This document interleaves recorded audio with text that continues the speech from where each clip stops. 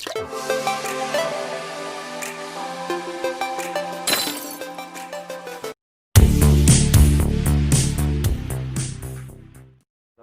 समझता जईशुं। MCQ number 12, एक पदार्थનું સ્થાનાંતર સમય સાથે નીચેના સૂત્ર અનુસાર બદલાય છે। સૂત્ર છે y બરાબર -2/3 t² વત્તા 16t વત્તા 2। પદાર્થને સ્થિર થવા માટે કેટલો સમય લાગશે? પદાર્થ સ્થિર થાય એનો મતલબ શું થયો? પદાર્થનો વેગ 0 થવો। સ્થિરનો મતલબ શું છે? પદાર્થનો વેગ 0 થવો।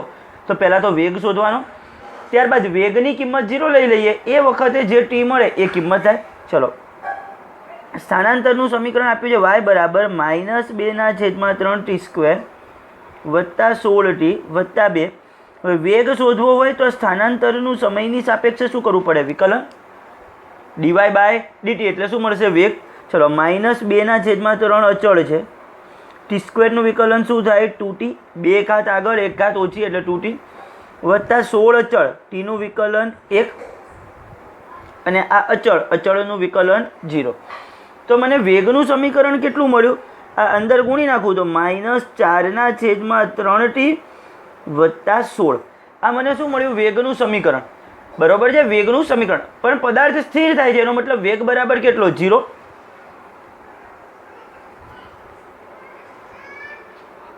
પદાર્થ સ્થિર થાય માટે v બરાબર 0 લેતા, એટલે હવે સૂત્રમાં v બરાબર 0 લઈ લઉં। સામે સૂત્ર આવ્યું હતું -4/3t વત્તા 16। ચલો, આ આખું પદ માઇનસ, આ બાજુ આવશે તો પ્લસ થઈ જાય, માટે 4/3 સાથે t બરાબર 16। આ માઇનસવાળું આ બાજુ આવ્યું તો પ્લસ થઈ ગયું। 3 સામે ગુણાકારમાં, 4 સામે ભાગાકારમાં, માટે t બરાબર 16 × 3/4, ચોખ્ખું 16, 4 તરી 12 સેકન્ડ। તો જવાબ આવશે 12 સેકન્ડ। 12 સેકન્ડ સમયે પદાર્થ કેવો થયો હશે? સ્થિર થયો હશે। ફાઇનલ રકમ ખબર પડી છે। એક પદાર્થના સ્થાનાંતરનું સમીકરણ આપ્યું હતું, સમય સાથે કઈ રીતના બદલાય છે, સ્થિર થવા માટે કેટલો સમય લાગશે। સ્થિર થવું એનો મતલબ શું? પદાર્થનો વેગ 0 થવો। પદાર્થનો વેગ 0। તો પહેલાં તો સ્થાનાંતરનું સમયની સાપેક્ષે વિકલન શોધી, આપણે વેગ શોધ્યો, અને ત્યારબાદ વેગની કિંમત કઈ લઈ લેવાની? 0। ફાઇનલ ખબર પડશે। ચલો, એના પછીનો MCQ જોઈએ। ચલો, રકમમાં શું આપ્યું છે? પદાર્થનું સ્થાન સમય સાથે x બરાબર at² - bt3 અનુસાર બદલાય છે। પદાર્થનો પ્રવેગ કયા સમય શૂન્ય થશે? આમાં તો શબ્દ લખીને જ આપ્યો કે પ્રવેગ શૂન્ય। ઓલામાં તો એવું હતું પદાર્થ કયા સમય સ્થિર થશે। સ્થિર થવો એનો મતલબ વેગ 0 થવો, અહીંયા તો પ્રવેગ 0। તો સૌથી પહેલાં તો પ્રવેગ શોધવો પડશે। પ્રવેગ પહેલાં પણ શું શોધવો પડશે? વેગ v બરાબર સ્થાનાંતરનું સમયની સાપેક્ષે વિકલન dx/dt।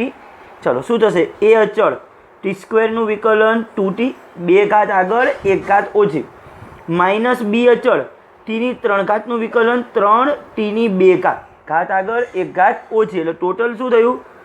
2at - 3bt²। આ શેનું સૂત્ર થયું? વેગનું સૂત્ર। પણ મારે તો પ્રવેગ વિશેની વાત છે, તો પ્રવેગનું હવે સમીકરણ લઈએ। પ્રવેગ એ બરાબર શું થશે? વેગનું સમયની સાપેક્ષે વિકલન dv/dt। વેગનું સમયની સાપેક્ષે વિકલન। ચલો, 2a અચળ, ટીનું વિકલન 1 માઇનસ 3b અચળ, t² નું વિકલન 2t, 2 ઘાત આગળ 1 ઘાત ઓછી, એટલે ટોટલ સૂત્ર શું થયું? 2a માઇનસ, અહીંયા 2 ગુણા છે, 6bt। આ પ્રવેગનું સૂત્ર છે, પણ પ્રવેગની કિંમત કેવી લેવાની છે? 0। પ્રવેગ a બરાબર 0 લેતા, માટે હવે a ની કિંમત 0, સામે તો શું છે? 2a - 6bt। ચલો, આ -6bt આ બાજુ આવશે તો +6bt, માટે 6bt બરાબર 2a। 6b ગુણાકાર સામે જાય તો ભાગાકારમાં, એટલે t બરાબર 2a/6b। 2a/6b, 2 વડે ભાગ ચાલશે, 2 તરી 6, એટલે જવાબ આવશે a/3b। a/3b। આ સમયે પ્રવેગ કેવો થયો હશે? 0 થયો હશે। હવે હું MCQના ઓપ્શન્સ લખવાના ભૂલી ગયેલો છું, તમને આ ઓપ્શન્સની અંદર આપેલું જ છે, તમારે ખાલી ઓપ્શન્સ આ રીતે જવાબ લાવ્યો એ સમજવાનું, કમ્પ્લીટ ખબર પડશે। ચલો, નેક્સ્ટ MCQ જોઈએ। ચલો, સમજો શું છે। પદાર્થનું સ્થાન સમય સાથે x બરાબર at + bt² - ct3 અનુસાર બદલાય છે, જ્યાં abc શું છે? અચળાંક છે। પદાર્થનો પ્રવેગ શૂન્ય હોય ત્યારે તેનો વેગ શોધો. જ્યારે પણ પ્રવેગ 0 થાય તો બસ આ જ રીતે શું કરવાનું, અહીંયા સુધી તો કરવાનું જ છે. સ્થાનાંતર ઉપરથી વેગ શોધશું, વેગ ઉપરથી પ્રવેગ શોધશું. પ્રવેગ જ્યારે 0 થાય એ સમય શોધીશું, પ્રવેગ 0 થાય એ વખતનો સમય, અને આ સમયની કિંમત ક્યાં મૂકવાની, પાછા વેગના સમીકરણમાં. કારણ કે પ્રવેગ જ્યારે 0 થયો, પ્રવેગ ક્યારે 0 થયો છે, આ સમય, એ સમય એનો વેગ કેટલો હશે, એટલે આ કિંમત આમાં મૂકવાની. ટૂંકમાં આ જ દાખલામાં નહીં પણ આની અંદર રીત એ પ્રકારે કરવાની. ચલો હું સ્થાનાંતરનું સમીકરણ શું છે, a t plus b t square minus સીટીની 3 ઘાત. સ્થાનાંતર એક્સ બરાબર a t plus b t square minus સીટીની 3 ઘાત. આ સમીકરણ હતું. સૌથી પહેલાં તો શું શોધીશું, વેગ વી. વેગ વી એટલે શું, સ્થાનાંતરનું સમયની સાપેક્ષે વિકલન dx ભાગ્યા dt. ચલો એ અચળ ટીનું વિકલન 1 વત્તા બી અચળ ટી સ્ક્વેરનું વિકલન 2t માઇનસ સી અચળ ટીની 3 ઘાતનું વિકલન શું થશે, 3t ની 2 ઘાત, 3t ની 2 ઘાત. ટૂંકમાં આખું વેગનું સમીકરણ કયું આવ્યું, એ વત્તા 2bt minus 3ct square, 3ct². આ આવ્યું વેગનું સમીકરણ. હવે પ્રવેગનું શોધવાનું છે. પ્રવેગ એ બરાબર શું થશે, વેગનું સમયની સાપેક્ષે વિકલન dv/dt. પ્રવેગ એ એટલે શું થાય, વેગનું સમયની સાપેક્ષે વિકલન. ચલો આ અચળનું વિકલન 0 વત્તા 2b ટીનું વિકલન 1 માઇનસ 3c અચળ t² વિકલન શું થશે, 2t, t² વિકલન 2t. ટૂંકમાં પ્રવેગનું આખું સમીકરણ આટલું બનશે, 2b માઇનસ 6ct. આ થયું પ્રવેગનું સમીકરણ એ. પરંતુ આપણને હવે પ્રશ્ન એવું છે, પ્રવેગ જ્યારે 0 હોય તો પ્રવેગ 0 લઈ એના ઉપરથી ટીની કિંમત શોધીશું. પ્રવેગ એ બરાબર 0 લેતા માટે 0 બરાબર 2b માઇનસ 6ct. ચલો આ માઇનસ આ બાજુ જશે તો પ્લસ થશે આખું પદ એટલું, માટે 6ct બરાબર 2b. 6c ગુણાકારમાં સામે જાય તો ભાગાકારમાં, એટલે t બરાબર 2b ભાગ્યા 6c, 2 વડે ભાગ ચાલશે એટલે b/3c. આ તો શેનો જવાબ મળ્યો મને કે આટલા સમય, આ સમયે પ્રવેગ 0 થયો છે, પણ એ વખતનો મને વેગ શોધવાનો કીધો છે. તો હવે વેગના સમીકરણમાં આ કિંમતો મૂકીશું. ચલો વેગ v બરાબર સૂત્ર શું હતું, વેગ v બરાબર આ સમીકરણ એ વેગનું છે, શું છે, a વત્તા 2bt માઇનસ 3ct². પણ હવે એની અંદર આ ટીની કિંમત મૂકવાની. ચલો ટીની કિંમત મૂકીએ. આ a, આ 2b, ટીની જગ્યાએ લખાશે b/3c, b/3c. આ માઇનસ 3c, ટીની જગ્યાએ લખાશે b/3c². t² હતું એટલે b/3c². હવે સાદુરૂપ આપીએ, એ અહીંયા b ગુણાશે 2b એટલે 2b²/3c, 2b²/3c. અહીંયા શું થશે, આ 3c એક વખત તો એમને અહીંયા વર્ગ કરું તો b² છેદમાં, જો હું 3c નો વર્ગ કરું તો 9c², 3c નો વર્ગ કરું તો 9c². ચલો શું થશે, 3 તરી 9 અને એક વખત c ઉડી જશે એટલે ટોટલ શું વધશે, a વત્તા 2b²/3c માઇનસ 3 તરી 9 ને એક વખત c એટલે b²/3c, b²/3c. 2b²/3c માંથી 1 ટાઈમ b²/3c જાય એટલે એક વખત b²/3c વધશે, એટલે ટૂંકમાં a વત્તા b²/3c, a વત્તા b²/3c. આ શું આવશે, જવાબ આવશે. ફાઇનલ ખબર પડી છે. ચલો હવે આગળનું એક એક્ઝામ્પલ જોઈશું. સુરેખ પથ પર ગતિ કરતા એક કણ માટે વેગ વિરુદ્ધ સમયનો આલેખ દર્શાવેલો છે. સુરેખ પથ પર ગતિ કરતા પદાર્થ માટે વેગ વિરુદ્ધ સમયનો આલેખ. પહેલી 2 સેકન્ડમાં કણે કાપેલું અંતર શોધો. ચલો પહેલી 2 સેકન્ડમાં કણે કાપેલું અંતર. હવે તમને એક વાક્ય મેં કીધું હતું, વેગ વિરુદ્ધ સમયના આલેખ વડે ઘેરાયેલા ભાગનું ક્ષેત્રફળ. વેગ વિરુદ્ધ સમયના આલેખ વડે ઘેરાયેલા ભાગનું ક્ષેત્રફળ એ પદાર્થે કાપેલ અંતર અથવા તો પદાર્થે કરેલ સ્થાનાંતરની માહિતી આપે છે. મેં ત્યારે સમજાવ્યું હતું, જો કાપેલું અંતર કહીએ ત્યારે ઉપર નીચે બધું પ્લસ લેવાનું, પણ સ્થાનાંતરની વાત કરતા હોય ત્યારે ઉપરના ભાગને પ્લસ લેવાનું, નીચેના ભાગને કેવું લેવાનું, માઇનસ. નીચેના ભાગને કેવું લેવાનું, માઇનસ. ચલો કઈ રીતના થશે સમજીએ એક્ઝામ્પલની અંદર. પહેલો ભાગ તો શું કીધો છે, પ્રથમ 2 સેકન્ડમાં કણે કાપેલું અંતર 2 સેકન્ડમાં કણે કાપેલું અંતર એટલે અહીંયા સુધીના ભાગમાં ટૂંકમાં ત્રિકોણ OABનું ક્ષેત્રફળ. ત્રિકોણ શું થશે? OABનું ક્ષેત્રફળ. પહેલાનો જવાબ. પ્રથમ 2 સેકન્ડમાં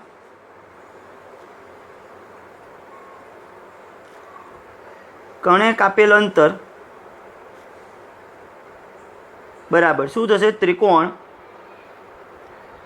OABનું ક્ષેત્રફળ. કમ્પ્લીટ ખબર પડે છે. હવે ત્રિકોણનું ક્ષેત્રફળ એટલે શું થશે? 1/2 પાયો ગુણ્યા વેધ. 1/2 પાયો ગુણ્યા વેધ. 1/2. હવે પાયા તરીકે હું ચલો 1/2 પાયો ગુણ્યા વેધ. પાયો તરીકે કેટલો થશે? OB. હવે વેધ આની અંદર જો આપણે આમ દોરીએ, આ કાટકોણ ત્રિકોણ થયો 1/2 પાયો અને આ વેધનું માપ એટલે આનું માપ કેટલું થશે? 10. એને જો આપણે આ બિંદુને નામ આપી દઈએ F, એ અહીંયા હતું તો F આપીએ તો 1/2 OB ગુણ્યા AF. 1/2 OBનું માપ કેટલું થશે? 2. AFનું માપ કેટલું થશે? 10. આ 2 ઉડી જાય તો જવાબ થશે 10 મીટર. પ્રથમ 2 સેકન્ડમાં કણે કાપેલું અંતર કેટલું થશે? 10 મીટર. હવે કેમ મીટરમાં લખ્યું? અહીંયા મીટર પ્રતિ સેકન્ડમાં વેગ આપ્યો છે માટે ફાઇનલ ખબર પડશે. ત્રિકોણ OABનું ક્ષેત્રફળ 1/2 પાયો ગુણ્યા વેધ. હવે પાછો વેધ દોરીને ન આપ્યો હોય રકમમાં તો આપણે વિચારવો પડે, બરોબર છે? એને આધારે આ રીતે થશે. હવે બીજો ભાગ. બીજા ભાગમાં શું કીધું છે? 0 થી 4 સેકન્ડના સમયગાળામાં 0 થી 4 સેકન્ડના સમયગાળામાં કણે કરેલા સ્થાનાંતર અને કણે કાપેલા કુલ અંતરનું મૂલ્ય શોધો. તો ચલો, તો 0 થી 4 સેકન્ડમાં 4 સેકન્ડના સમયગાળામાં કણે કરેલ સ્થાનાંતર શું થશે? ત્રિકોણ OABનું ક્ષેત્રફળ વત્તા ત્રિકોણ BCDનું ક્ષેત્રફળ. હવે સ્થાનાંતર હોય ત્યારે તમે જો પ્લસ લખો, ત્રિકોણ OABનું ક્ષેત્રફળ, જો હું અહીંયા સૂત્રની અંદર પ્લસ લખું તો જ્યારે આ કિંમત અહીંયા લખતા હોઈએ ને એનો વેધ, આનો વેધ, ત્યારે એની કિંમત -10 લેવાની. કેટલી લેવાની? -10. અને નહીંતર માઇનસ પહેલેથી લખો તો પણ ચાલે. ત્રિકોણ BCDનું ક્ષેત્રફળ, ત્રિકોણ OABનું ક્ષેત્રફળ માઇનસ ત્રિકોણ BCDનું ક્ષેત્રફળ. હવે ત્રિકોણ OABનું ક્ષેત્રફળ કેટલું આવશે? 10. આનું પણ એઝ ઇટ ઇઝ 10 જ આવવાનું છે, પણ નીચે તરફ એટલે -10. 10 - 10 કેટલું થશે? 0 મીટર. કેટલું થશે? 0 મીટર. કમ્પ્લીટ અહીંયા સુધી. હવે એ જ સમયગાળામાં કરેલું સ્થાનાંતર, તો 0 થી 4 સેકન્ડના સમયગાળામાં કણે કાપેલું કુલ અંતર, કુલ અંતરમાં શું થશે? બંને ત્રિકોણના ક્ષેત્રફળનો સરવાળો.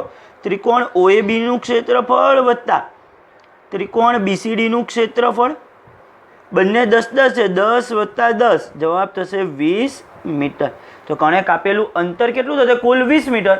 એનું સ્થાનાંતર કેટલું થશે? 0 મીટર. સ્થાનાંતર શા માટે 0 થયું? આનું પ્લસ એટલું ને એટલું, આનું માઇનસ માટે. ચલો, હવે શું પૂછ્યું છે? T બરાબર 0.5 સેકન્ડ સમય. હવે 0.5 સેકન્ડ સમય ક્યાં થશે? અહીંયા આ જગ્યાએ એક્ઝેક્ટ 0, આ જે મેં ટપકું કર્યું પોઈન્ટ, એ 0.5 સેકન્ડ સમય થયો છે.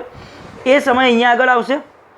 ટૂંકમાં એ આ રેખાનો ઢાળ. હવે વેગ વિરુદ્ધ સમયના આલેખનો ઢાળ આપણને શેની માહિતી આપે? પ્રવેગની.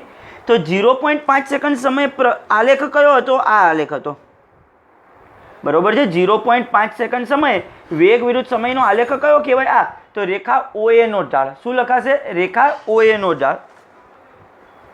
ચલો લખીએ કઈ રીતના સમજાવવું હજી તો. C T બરાબર 0.5 સેકન્ડ સમયે પ્રવેગ બરાબર શું લખાશે? રેખા OA નો ઢાળ. ઢાળ એટલે tan θ અથવા તો શું લખી શકાય? ΔV ભાગ્યા ΔT. ΔV ભાગ્યા ΔT. હજી એને વધારે ડીપમાં લખો તો V2 - V1 upon T2 - T1 લખાશે આ રીતે. T બરાબર 0.5 સેકન્ડ સમય પ્રવેગ બરાબર શું લખાશે? રેખા OA નો ઢાળ. કારણ કે T બરાબર 0.5 સેકન્ડ સમય એટલે અહીંયા વચ્ચે ક્યાંક આવશે આમાં. તો રેખા OA નો ઢાળ ΔV ભાગ્યા ΔT. હવે અહીંયાથી અહીંયા પહોંચ્યા તો આ જગ્યાએ V1 કહેવાય, આ જગ્યાએ V2 કહેવાય. આ જગ્યાએ સમય T1 કહેવાય, આ જગ્યાએ સમય કયો કહેવાય? T2 કહેવાય. V2 ની કિંમત કેટલી થશે? આ બિંદુએ 10, V1 ની કિંમત 0. T1 ની કિંમત 0, T2 ની કિંમત કેટલી થશે 1. ચલો V2 ની કિંમત 10, V1 ની કિંમત 0, T2 ની કિંમત 1 સેકન્ડ હતી, T1 ની કિંમત 0 હતી. આ 10 ભાગ્યા 1 કરીશું એટલે જવાબ થશે 10 મીટર પ્રતિ સેકન્ડ સ્ક્વેર. જવાબ કેટલો થશે 10 મીટર પ્રતિ સેકન્ડ સ્ક્વેર. કમ્પ્લીટ ખબર પડી છે. ચલો એમાં જ T બરાબર હજી આગળ હતું 2 સેકન્ડ સમયે પ્રવેગ બરાબર શું થશે. ચલો 2 સેકન્ડ સમય ક્યાં છે અહીંયા. તો શું આ બિંદુએ આલેખ કયો કહેવાય? આલેખ આ આખો સીધો કહેવાય. આમ સળંગ લાઈન જોવી પડે. 2 સેકન્ડ સમય એટલે આ જગ્યાએ, પણ આ જગ્યાએ આલેખ કયો છે? તો રેખા AC નો ઢાળ. રેખા AC નો ઢાળ. T બરાબર 2 સેકન્ડ સમય પ્રવેગ બરાબર શું લખાશે? રેખા AC નો ઢાળ બરાબર ડેલ્ટા V ભાગ્યા ડેલ્ટા T. વેગનો ફેરફાર ભાગ્યા સમય. વેગનો ફેરફાર એટલે શું લખાય? V2 minus V1 upon T2 minus T1 લખાશે આ રીતે. ચલો V2 ની કિંમત, હવે રેખા AC માં આ શરૂઆત કહેવાય, અહીંયા આગળ હતા આ V1 આ V2. તો V2 ની કિંમત કેટલી કહેવાશે? -10. V1 ની કિંમત કેટલી કહેવાશે? +10. T2 માઇનસ T1, T2 ની કિંમત કેટલી કહેવાશે? 3. અને T1 ની કિંમત 1. T1 ની કિંમત 1. કમ્પ્લીટ ખબર પડશે. સમય માટે અહીંયા ઉપર આમ જોવાનું, વેગ માટે આમ જોવાનું. આ T1 V1, અહીંયા T2 અને V2. તો V2 ની કિંમત -10 થશે. પહેલાં તો V2 ની કિંમત -10, આ વચ્ચે સૂત્રનું માઇનસ. V1 ની કિંમત તો ઉપર +10 હતી, T2 ની કિંમત 3 સેકન્ડ હતી, T1 ની કિંમત 1. ઉપર થયું -20/2, -20 ભાગ્યા 2. જવાબ થશે -10 મીટર પ્રતિ સેકન્ડ સ્ક્વેર. તો એ વખતે પ્રવેગ કેટલો થશે? -10 મીટર પ્રતિ સેકન્ડ સ્ક્વેર. ફાઇનલ ખબર પડશે એક્ઝામ્પલની અંદર. એક એક્ઝામ્પલ આવો જોયો હશે તો આ પ્રકારનું લોજિક તમે મગજની અંદર વિચારતા થશો. બરોબર છે? આપણું મગજ આ પ્રકારની પ્રોસેસને વિચારે, બસ એના જ માટે થઈ અને આ બધું કરવાનું હોય છે. આ પ્રકારના એક્ઝામ્પલ આપણે ગણવાના હોય છે. ફાઇનલ દરેક વિદ્યાર્થીને ખબર પડશે અહીંયા સુધીના ભાગમાં. હવે હું તમને આગળ અચળ પ્રવેગી ગતિના 3 સમીકરણો લખાવું છું. અચળ પ્રવેગી ગતિના 3 સમીકરણ તમને ચોપડીની અંદર NCERT કહો કે જૂની ગુજરાત બોર્ડની બુક કહો, તેની અંદર તમને આલેખ ઉપરથી એ 3 સમીકરણ તારવીને આપેલા છે. સ્કૂલની પરીક્ષાઓમાં પૂછાતા નથી.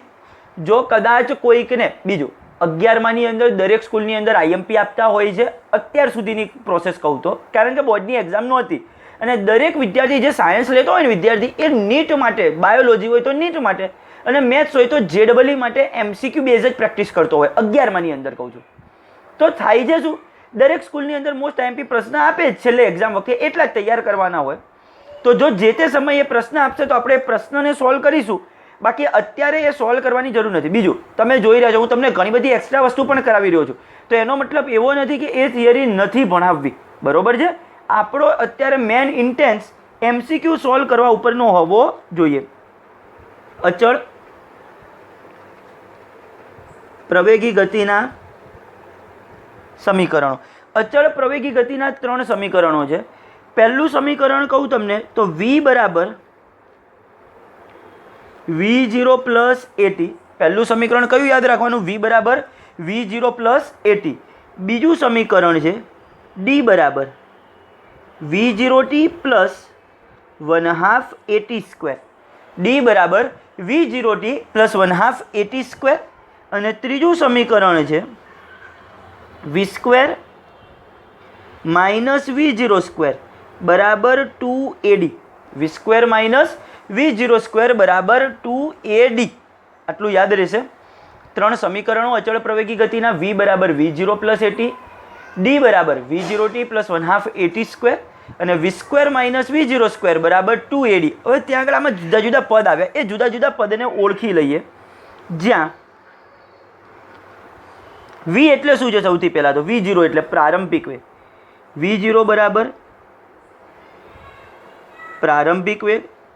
V એટલે શું થશે? અંતિમ વેગ.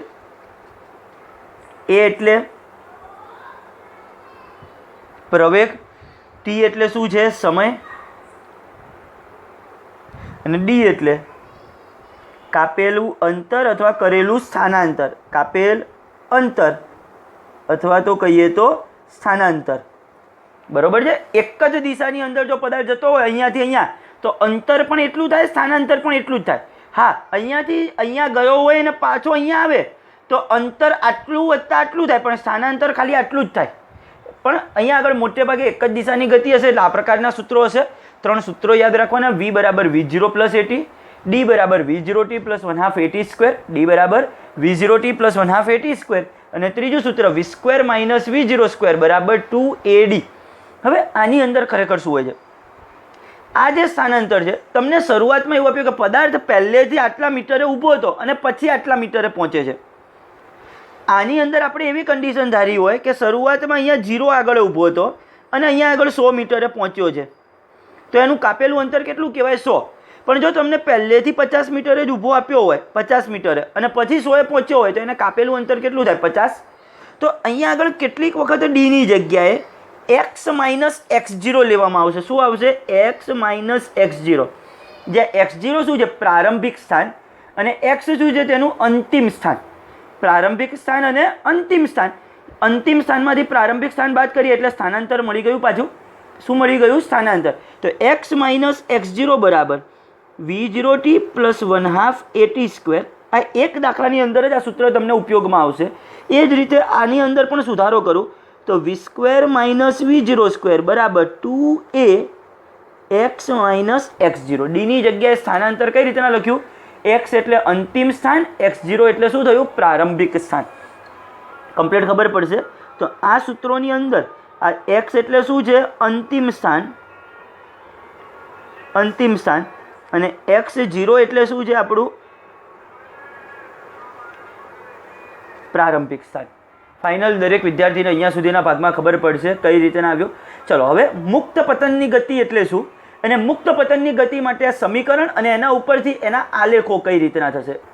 ચલો, મુક્ત પતન પામતા પદાર્થની ગતિની ચર્ચા કરો. કોઈ પદાર્થ મુક્ત પતન પામતો હોય તો કોને કહેવાશે, એના માટેના આલેખ કઈ રીતના થશે, એના સમીકરણ કઈ રીતના થશે, બધું જ સમજીશું.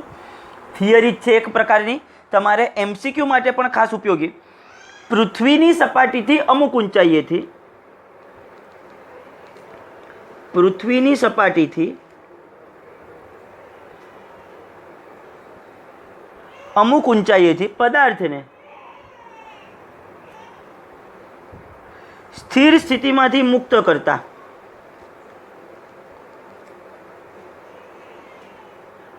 કરતા તે અધો દિશામાં, અધો દિશા એટલે નીચે તરફની દિશામાં, અધો દિશામાં g બરાબર 9.8 મીટર પ્રતિ સેકન્ડ સ્ક્વેરના અચળ પ્રવેગથી ગતિ કરે છે. પદાર્થની આવી ગતિને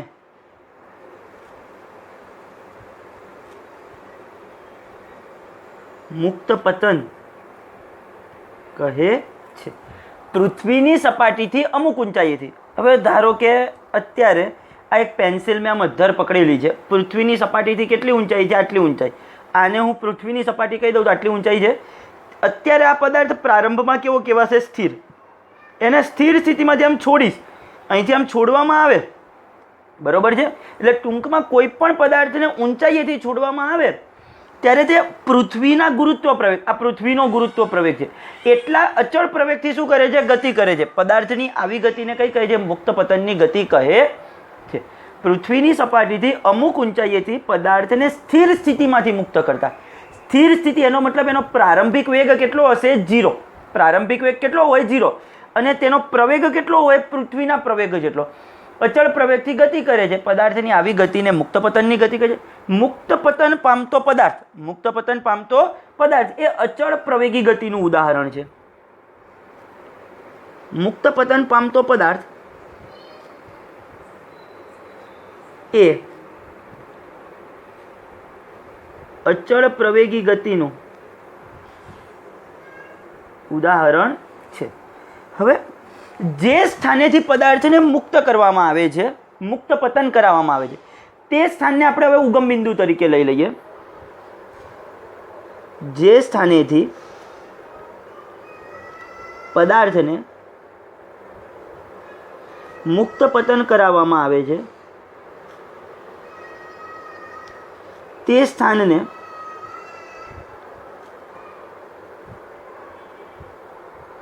ઉગમ બિંદુ લઈએ તથા ઉર્ધ્વ દિશાને ધન વાય અક્ષ અને અધો દિશાને ઋણ વાય અક્ષ તરીકે લેતા તથા ઉર્ધ્વ દિશાને ધન વાય અક્ષ અને અધો દિશાને ઋણ વાય અક્ષ લેતા. ચલો સમજીએ શું કહેવા માંગે છે. આપણે ધારો કે જે જગ્યાએથી પદાર્થને મુક્ત પતન કરીએ છીએ, ધારો કે આ પેન્સિલ અથવા પેનનું ઢાંકણું કે હું એને આ ઊંચાઈએથી મુક્ત પતન કરાવું છું, આમ છોડું છું, તો આ બિંદુને ઉગમ બિંદુ તરીકે લઈ લઉં. ઉપર તરફ જો હવે પદાર્થ ગતિ કરે તો એનો મતલબ એને ધન વાય અક્ષની દિશામાં ગતિ કરી. નીચે તરફ જાય તો એને કઈ દિશામાં ગતિ કરી? ઋણ વાય અક્ષની દિશામાં. અધો દિશાને ઋણ વાય અક્ષ તરીકે લેતા શું થશે? અચળ પ્રવેગી ગતિના સમીકરણો, અચળ પ્રવેગી ગતિના સમીકરણમાં v0 બરાબર 0, a બરાબર -g. કેમ -g લેવો પડ્યો? કઈ દિશામાં જાય છે? નીચે તરફ. તો પ્રવેગ ઋણ દિશામાં કેવો થશે? a બરાબર -g તથા d બરાબર y લેતા. હવે વાય અક્ષની દિશાનું સ્થાનાંતર થાય છે, એટલે અંતર કઈ દિશાનું કાપ્યું હશે? વાય અક્ષની દિશાનું. d બરાબર શું લેતા? y લેતા. આપણે જે 3 અચળ પ્રવેગી ગતિના સમીકરણ શીખ્યા હતા હમણાં, v બરાબર v0 પ્લસ at, પણ એમાં v0 0 કેમ લીધું? જો કોઈ પદાર્થ મુક્ત પતન કરતો હશે તો સ્થિર સ્થિતિમાં હશે, એટલે પ્રારંભિક વેગ 0. બીજું, અધો દિશામાં ગતિ કરે તો ઋણ પ્રવેગ થાય એટલે -g, અને સ્થાનાંતર વાય અક્ષની દિશાનું હોવાથી y લીધું. વાય અક્ષની દિશાનું હોવાથી y લીધું. તો હવે આપણા 3 સૂત્રો કઈ રીતના ફેરવાઈ જશે? પહેલું સૂત્ર હતું v બરાબર v0 પ્લસ at. એને જો હું ફેરવું તો v તો v તરીકે જ રહેશે. v0 તરીકે 0 લેવાના. v0 તરીકે 0 લઉં, a તરીકે -g લઉં, a તરીકે -g, તો આ સૂત્ર શું થશે? -gt. v બરાબર -gt. ખબર પડી છે કઈ રીતના? પ્રારંભિક વેગ 0 અને a બરાબર -g લીધા તો સૂત્ર થયું v બરાબર -gt. એ જ રીતે d બરાબર, બીજું સૂત્ર હતું v0t પ્લસ 1/2 at². એમાં d તરીકે સ્થાનાંતર y લેવાનું. પ્રારંભિક વેગ 0 v0, તો આખો પદ 0 થઈ જશે. a તરીકે -g લઈશ એટલે આ માઇનસ થશે, -1/2 gt². y બરાબર -1/2 gt². અને ત્રીજું સૂત્ર v² - v02 બરાબર 2ad. v² - v02 બરાબર 2ad. હવે આ તો 0 જ છે એટલે 0 નો વર્ગ 0 થશે, એટલે v² બરાબર થશે a ની જગ્યાએ -g અને d ની જગ્યાએ y, એટલે શું થશે? -2gy. -2gy થયું આ રીતે. તો આ કયા થયા? મુક્ત પતનની ગતિના 3 સમીકરણો થયા. હા, ગુરુત્વ પ્રવેગ અધો દિશાનો છે એટલે -g લીધો છે. દાખલાઓની અંદર પાછી આપણે એને પ્લસ વેલ્યુ તરીકે જ લઈશું. દાખલાઓમાં કઈ વેલ્યુ તરીકે લઈશું? પ્લસ. થિયરી છે એટલે માઇનસ લીધેલ છે ખાલી, બરાબર છે? દાખલાઓમાં પ્લસ જ લેવાનું છે. v0 બરાબર 0, a બરાબર g, d બરાબર y લઈએ કે ન લઈએ? d ની જગ્યાએ d લખ્યો હોય તો પણ ચાલે. તો સૂત્ર થાય v બરાબર gt, y બરાબર 1/2 gt² અને v² બરાબર 2gd. કમ્પ્લીટ ખબર પડશે. હવે આના ઉપરથી મારે એના 3 આલેખ દોરવા છે. મારે શું દોરવા છે? 3 આલેખ. ચલો, સમીકરણ 1 ઉપરથી શું કહેવા છે? વેગ એ સમયની સાપેક્ષે કેવો છે? સમપ્રમાણમાં. v ચલે છે t. વેગ અને સમય બંને એકબીજાના કેવા પ્રમાણમાં છે? સમપ્રમાણમાં છે. ચલો, એના ઉપરથી આપણે આલેખ દોરીએ. હવે મુક્ત પતન પામતા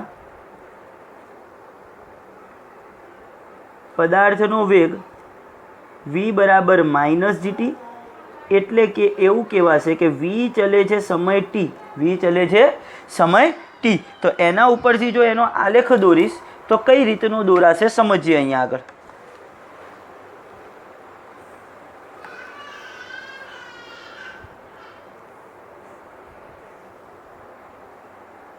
હવે કેમ આ રીતનું મેં દોર્યું છે? આ ચોથા ચરણમાં છે એવું આપણે વિચારવાનું છે. તમે જે અક્ષ દોરો એમાં આ પહેલું ચરણ, આ બીજું ચરણ, આ ત્રીજું અને ચોથું. કેમ?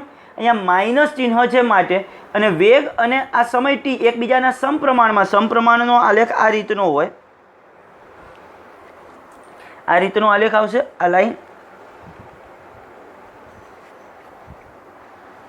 v ચલે છે સમય t અને આ થયો આપણો વેગ. આ અક્ષ ઉપર વેગ આવે, અહીંયા સમય t આવે, સમય વધતો જાય એમ એમ વેગ પણ વધતો જાય, પણ કઈ દિશામાં? ચોથા ચરણમાં. તમે જુઓ સમય t એ પ્રથમ ચરણમાં છે, t ની વેલ્યુ 1 સેકન્ડ લઉં ત્યારે અહીંયા જે પણ કિંમત મૂકી એટલે વેગ મને અહીંયા નીચે માઇનસમાં મળશે. t ની કિંમત 2 સેકન્ડ લઈશ, સમય ક્યારે માઇનસ ન હોય. t ની કિંમત 2 સેકન્ડ લઉં, 2 સાથે g તો 9.8 આવે એટલે એનો ગુણાકાર કરું એટલે માઇનસ જવાબ આવશે, અહીંયા આવશે. તો ટૂંકમાં એ રીતે વધતો જશે. ફાઇનલ ખબર પડી છે. બીજો આલેખ, મુક્ત પતન પામતા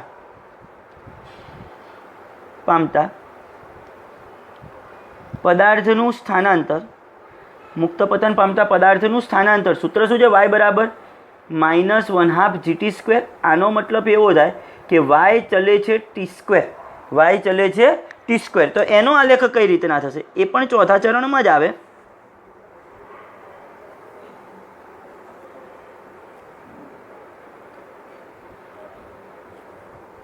આ y, આ સમય t, એનો આલેખ કેવો આવશે? આ રીતનો પરવલય આકાર. કયો આકાર આવશે? પરવલય આકાર.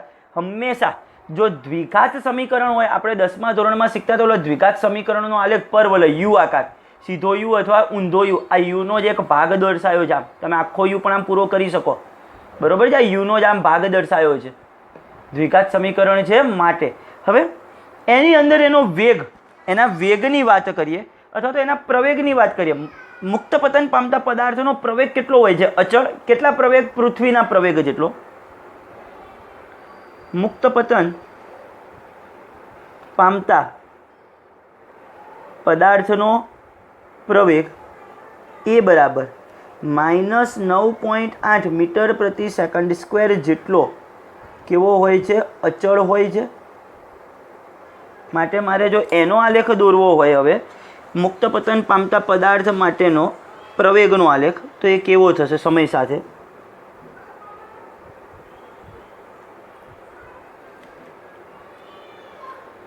સમય t, પ્રવેગ એ કેવો થશે? અહીંયા આગળ અચળ વેલ્યુ આવશે. ગમે તે સમય થાય, પ્રવેગની વેલ્યુ તો કેવી? એની એ જ અચળ. સમય 0 થી લઈ 1 સેકન્ડ લઉં તો એ પ્રવેગ એટલો, 2 સેકન્ડે લઉં તોય એટલો, 3 સેકન્ડે લઉં તો પણ એટલો. કેટલો? તો કે -9.8 -9.8. આ એકમ વેલ્યુ છે એમાં, જે મીટર પ્રતિ સેકન્ડ સ્ક્વેરમાં. ફાઇનલ ખબર પડશે દરેક વિદ્યાર્થીને કઈ રીતના થયું. ટૂંકમાં મુક્ત પતન પામતા પદાર્થની ગતિની આ ચર્ચા થઈ. એક વખત ફરીથી, પહેલાં તો મુક્ત પતન કોને કહેવાય? પૃથ્વીની સપાટીથી અમુક ઊંચાઈએથી પદાર્થને સ્થિર સ્થિતિમાંથી મુક્ત કરતા તે અધો દિશામાં g બરાબર 9.8 મીટર પ્રતિ સેકન્ડ સ્ક્વેરના અચળ પ્રવેગથી ગતિ કરે છે. પદાર્થની આવી ગતિને કઈ કહે છે? મુક્ત પતન કહે છે. મુક્ત પતન પામતો પદાર્થ એ અચળ પ્રવેગી ગતિનું ઉદાહરણ છે.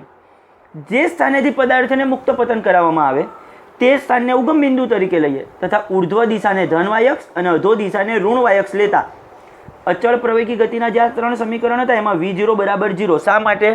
યાદ રાખવાનું, મુક્ત પતન પામતા પદાર્થનો પ્રારંભિક વેગ હંમેશા 0, એનો પ્રવેગ એ બરાબર g જેટલો હોય. પ્રવેગ કેટલો હોય મુક્ત પતન માટે? એ બરાબર g જેટલો તથા d બરાબર y લેતા. સમીકરણ આ રીતના 3 થશે. એને આધારે આપણે 3 આલેખ દોર્યા.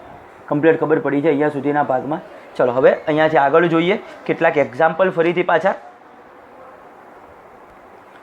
સુરેખ રાજમાર્ગ પર 126 કિલોમીટર પ્રતિ અવર જેટલી ઝડપે દોડી રહેલી એક કાર 200 મીટર અંતર કાપીને આપણે શું કરવી છે? ઊભી રાખવી છે. તો કારનો નિયમિત પ્રતિ પ્રવેગ કેટલો હોવો જોઈએ? આટલી ઝડપે દોડી રહી છે એટલે ટૂંકમાં આટલો તો એનો પ્રારંભિક વેગ છે v0, 126 કિલોમીટર પ્રતિ અવર. હવે કિલોમીટર પ્રતિ અવરને મીટર પ્રતિ સેકન્ડમાં ફેરવવું પડે. કેમ? આ અંતર મીટરમાં આપ્યું છે અને હંમેશા એસઆઈ એકમમાં લાવવું પડે. કિલોમીટર પ્રતિ અવરને મીટર પ્રતિ સેકન્ડમાં ફેરવવા હોય તમારે તો કેટલા વડે ગુણવાના? 5/18 વડે. તો જવાબ શેમાં આવી જશે? મીટર પ્રતિ સેકન્ડમાં. કઈ રીતના?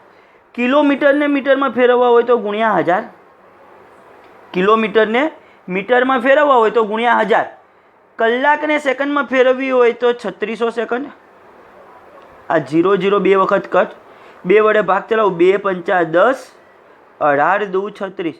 ટૂંકમાં ડાયરેક્ટ એના વડે ગુણી નાખવાના 5/18 વડે, 5/18 વડે, એટલે જવાબ શેમાં આવી જશે? મીટર પ્રતિ સેકન્ડમાં.